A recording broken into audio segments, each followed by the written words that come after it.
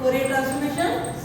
Problem number 7. Find the Fourier transform of 1 by square root of mod x. Now what is given? Given function is 1 by square root of mod x. By the definition of Fourier transformation, the Fourier transformation of f of x is nothing but 1 by square root of 2 pi. Integral vary from minus infinity to plus infinity. F of x into e power I px dx. Now this value is nothing but 1 by square root of 2 pi. Limits vary from minus infinity to plus infinity. What is f of x? 1 by square root of mod x e power I px dx. Because of the modulus property, we can split that as negative values and positive values. So I am going to split this integral between minus infinity to 0 and 0 to infinity. Now in the negative side, what is mod x? Minus x. And in the positive side, what is mod x? X. So as it is, I have written. Now there is no problem here in the second integral. So I am going to change the variable minus x into t. So put minus x is equal to t in this equation. So what is going to happen? Minus dx is equal to dt. In other words, dx is equal to minus dt. Now when x is equal to, x is varying between minus infinity to 0. When x is equal to minus infinity, minus of minus infinity, that becomes t becomes plus infinity. And when x becomes 0, t also becomes 0. So what is the meaning of that? When x is varying in the first interval from minus infinity to 0, the value of t is varying between infinity to 0. So small f of x is equal to 1 by square root of 2 pi. Integral vary from, this is infinity to 0, 1 by root t e power ip into what is x? Minus t. What is dx? Minus dt. Plus no change as it is, we are taking integral 0 to infinity 1 by root x into e power ipx dx. So once again this value equal to 1 by square root of 2 pi. Limits vary from, because of the negative sign here, the integral limits vary from, instead of infinity to 0, now it becomes 0 to infinity. 1 by root t into e power minus ipt dt plus integral 0 to infinity 1 by root x into e power ipx dx.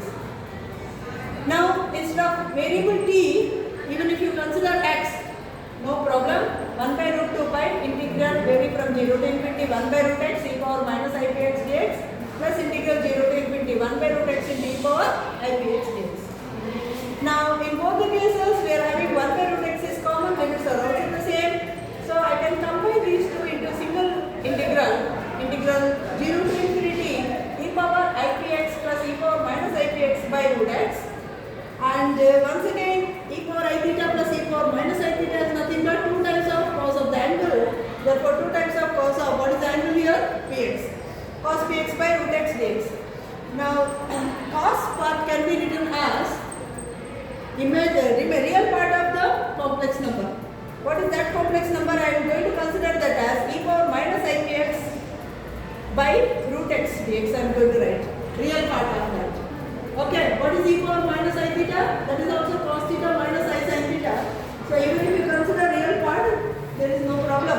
Okay, instead of ipx, I am considering minus ipx. There is a purpose because we are having here some value. Next, this is 1 by root 2 pi into 2 times of real part of. Now e power minus ipx by root x, I will keep it separately, and dx, derivative of x, I am going to change a small modification. I am going to apply small trick here. Derivative of ipx, if I consider extra term, what is that I am getting? Ip into dx I will get. So in order to compensate that, I am going to divide that with ip. అవునా, derivative of ipx అన్నప్పుడు ఏమవుతుంది? ip times dx వస్తుంది. కాబట్టి ఆ ip cancel చేయడానికి divided by ip I am going to write. Okay, now this is 2 by root, so this becomes square root of 2 by pi. Real part of, once again 0 to infinity e power minus ipx by, here also this ip I am going to write this as root ip into root ip. Root ip into root ip becomes what? Ip. So that I can have a variable whatever that is existing here in the numerator, I am going to have that particular. So, ఈ పదం రావడం కోసం IP no, I am going to spread that as root IP into root IP. Already root x is there. Root IP into root x, that is root IPx into root IP. Now put IPx is equal to t. Then derivative of x becomes what? IP times dx is equal to dt. Therefore dx is equal to dt by. So this becomes square root of 2 by pi real part of integral 0 to infinity e power minus t divided by root t dt by this is square root of IP. dt by square root of IP. Now what is happening? Square root of 2 by pi into real part of this 1 by root IP. I am going to bring it outside because it is independent of t. So into integral 0 to infinity e power minus t into, I am going to bring this root t in the numerator. T to the 1 by root t can be written as t to the power of minus half dt. So t to the power of minus half can be written as, there is nothing wrong here. Even this root I in the next step I am going to bring it up in the numerator. I to the power of, this becomes minus half divided by root t. Integral varying from 0 to infinity e power minus t into t to the power of minus half. How can you express minus half? I can write it as half minus 1. Okay, so that I am going to bring it into the standard form. So already in the special functions you have learned, this is the standard integral gamma function, gamma of n. What is gamma of n? E power nt into t to the power of n minus 1 dt. Limits vary from 0 to infinity. So what is n here? That is half.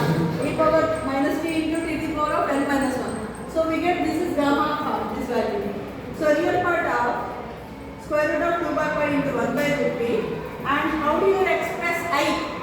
I can be written as, what is cos 90? Cos 90, 0. What is sin 90? 1. So 0 plus I. So I can be written as cos 90 plus I into sin 90 whole to the power of minus half into gamma of half. What is gamma of half? Root pi. And here we are having root pi. Root pi gets cancelled. And cos theta plus I sin theta whole to the power of minus n. That becomes what? Cos n theta minus I times sin n theta. In the complex numbers you have learned in the first semester. Cos theta plus I sin theta whole to the power of n. That becomes what? By De Morgan's law. Cos n theta plus I times sin n theta. Here n is equal to what? Minus half. So minus half means cos pi by half into 2 into 2, 4. It becomes cos pi by 4 minus sin pi by 4 because of minus sign here. What is cos pi by 4? Cos pi by 4. Real part of cos pi by 4. Because we are going to consider only the real part. So root 2 by root p comes out.